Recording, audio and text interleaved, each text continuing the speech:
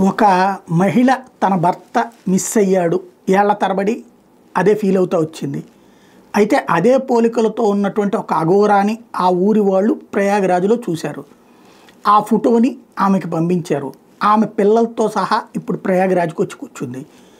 తన భర్తే అని చెప్తుంది ఒక అఘోరాని. ఆ అఘోరా నాకు పెళ్ళే కాలేదు, నాకేం సంబంధం లేదు పొమ్మంటున్నాడు. ఇప్పుడు అఘోరాకి సంబంధించి DNA టెస్ట్ చేయించాలంటూ ఆమె అక్కడే కూర్చున్నటువంటి అంశం ఇప్పుడు పుష్కరాల ఏది కుంభమేళ దగ్గర ఇదొక విచిత్ర సమస్య అయింది. 27 ఏళ్ల క్రితం ఇల్లు విడిచి వెళ్ళిపోయిన వ్యక్తి ప్రయాగరాజ్ కుంభమేళాలో అతడి కుటుంబీకులకు కనిపించాడు.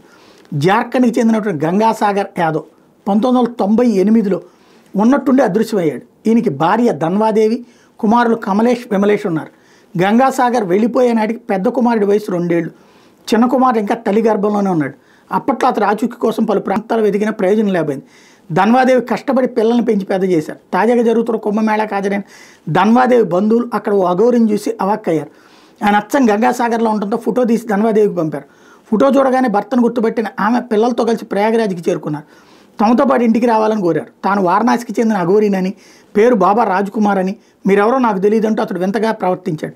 చివరికి కుటుంబ సభ్యులు పోలీసులు ఆశ్రయించారు. కుంభమేళా ముగిసే వరకు ఇక్కడే ఉంటామని, అవసరమైతే DNA పరీక్షలకు సిద్ధమని ధన్వాదేవి చెప్పారు. DNA పరీక్షలు అఘోరి గంగాసాగర్ కాదని తేలితే ఆయన క్షమాపణలు చెప్తామన్నారు. కానీ DNA టెస్ట్ చేయాలంటే అవతల ఉన్నటువంటి పర్సన్ ఒప్పుకోవాలి. అలా ఒప్పుకోకుండా కుదరదు.